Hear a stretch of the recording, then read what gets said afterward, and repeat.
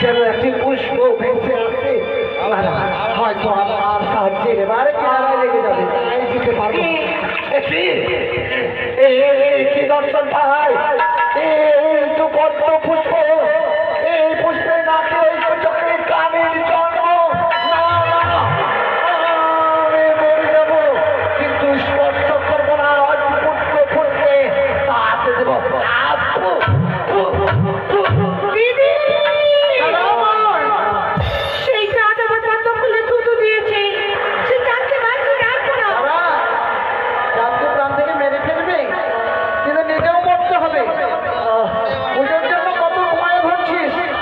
কত ছলনা করছিস, কিন্তু পুজো পাচ্ছিস না কেন? চাঁদের পুজো না দিলে কি পুজো পাবি না? সত্যি বলেছো দিদি, চাঁদ পুজো না দিলে আমি পুজো পাবো না। তাদের মুখে মা বাড়ি শোনা সহজ ব্যাপার নয় বোন। তাই চাঁদকে যেই কোনো মতে হোক না কেন, যতই অপমান করুক, তবুও তাকে রক্ষা করতে হবে। তুমি কদলের বৃক্ষ ছেড়ে দে, চাঁদের সর্বাধিক তাই হবে।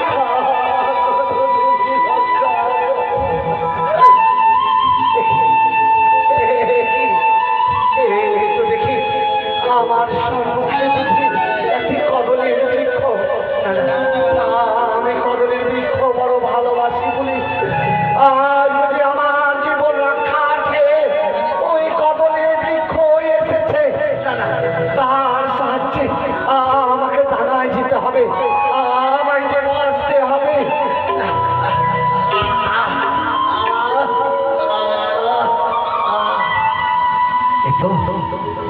এই তো যেন মাটির লাগাল পেয়েছি, তো আমি ডানায় উঠে পড়েছি। না না, আর আমার ভয় নেই। এই মুহূর্তে ছুটতে ছুটতে যাবো গ্রামে, গ্রামে গেলে আমি বুঝতে পারবো আমার চম্পানি নগর কোথায়। আমি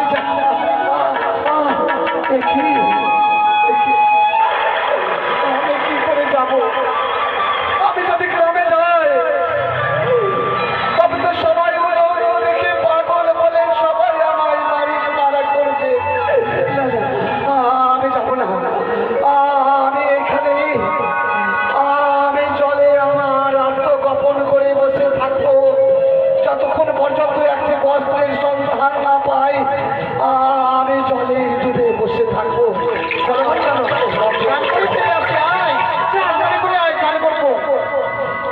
এসেছি মা গঙ্গার বাচ্চা, তাই তাড়াতাড়ি করে ডুবি আমরা তার করবো, তাই না?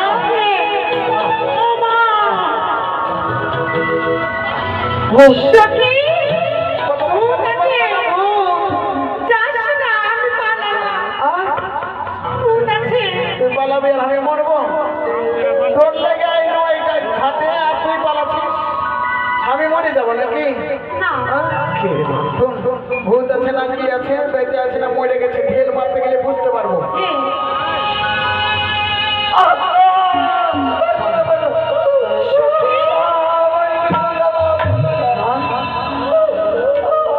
বেঁচে আছে বেঁচে আছে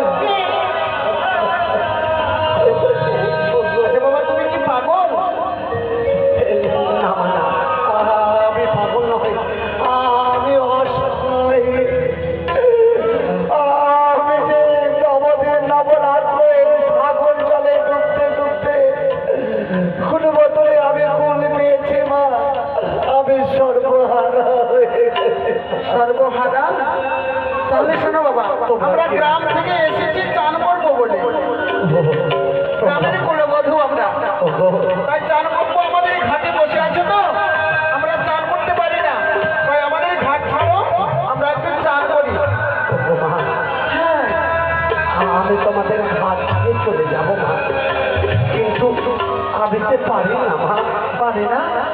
কেন পারি না জানো না? কেন আমি যে উলঙ্গ আমার অঙ্গে যে কোনো বস্ত্র নেই মা তোমাদের কাছে যদি লজ্জা নিবারণের জন্য কোনো বস্ত্র থাকে আমাকে দাও না গো মা। তুমি উলঙ্গ রয়েছ হ্যাঁ মা আমার অঙ্গে কোনো বস্ত্র নেই মা ওর কাছে যাস না ধরে নিবে এবার কোন দিকে পালাবি চান করবি না বাড়ি পালাবি না কোন দিকে পালাবি দেখ লোকটার কাছে কোনো বস্ত্র নেই বলছে উলঙ্গ আছি যদি কোনো মতো করে ডাঙায় উঠা যায় কোন দিকে পালাবি নিশ্চয়ই পাবি না সত্যি বলেছ কাছে না তোকে মায়া লাগে না বারে বারে করে মা মা বলছে মনে তো লাগছে তোর কাপড়টা খুলে ওকে দিয়ে দে আমার কাপড় কি আপনি বলছেন এমনিতে নয় হাতের কাপড় ভালো করে ঘুমটা ছুটে না আমি দিব তো কাপড়টা দিই আমি তো ময়দা গেলেও দিব না কেন বাপরে এমনি যদি একটা শাড়ি একটা কাপড় আমার 3 মাস হতে যায় না আমার শাশুড়ি কি বলছে জানিস কি বলছি বলছে 2টা কাপড় নিয়ে দিব বছরে হ্যাঁ 6 মাস ওটা পড়বি 6 মাস ওটা পড়বি আর যদি এখন তো 3 মাস মোট হলো আর এখন দিয়ে দিব তো বাড়িতে চাপতে দিবে না আমাকে তাই কি করবো একটা কাপড়কে মা বলছে তুই দিয়ে দে ও মা দয়া করে একটি বস্ত্র দাও শোনো বাবা আমরা গ্রাম থেকে এসেছি চান করতে তোমাদের জন্য বস্ত্র নিয়ে আসেনি আমরা পড়ে আছি ওটাই রয়েছে আমাদের কাছে তোমাকে দিয়ে আমরা উলঙ্গ হবো নাকি হ্যাঁ আমার কথা বলো না মা বলো না তোমরা আমার ঘাট ছাড়া আমরা চান করবো ও মা তোমাদের গর্ভে যদি জন্ম না হয় তবুও তোমার মতো নারীর গর্ভে আমার জন্ম তোমরা যে আমার মায়ের জাত তোমরা কি পারতে না তোমার গর্ভের সন্তান যদি আজ একটি বছরের জন্য কাঁদত পারতে না একটি বছর দিতে গিয়ে মা সত্যি লোকটাকে দেখতে মায়া লেগে যাচ্ছে মায়া লাগছে হ্যাঁ আমাকে মায়া লাগছে কিন্তু কি করব এক কাজ কর তোকে অপমান কত করেছে অনেক কথাই বলে ওই মিষ্টি মিষ্টি মিষ্টি মিষ্টি কথা হ্যাঁ ওকে চেনা মুশকিল আছে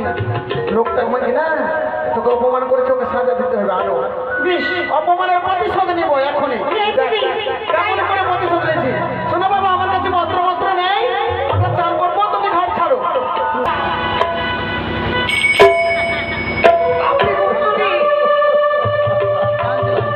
শোনো বাবা বস্ত্র পেয়ে গেছো এবার আমরা একটু আড়ালে যাচ্ছি আর বস্ত্র পরিধান করে আমাদের ঘাট ছাড়ো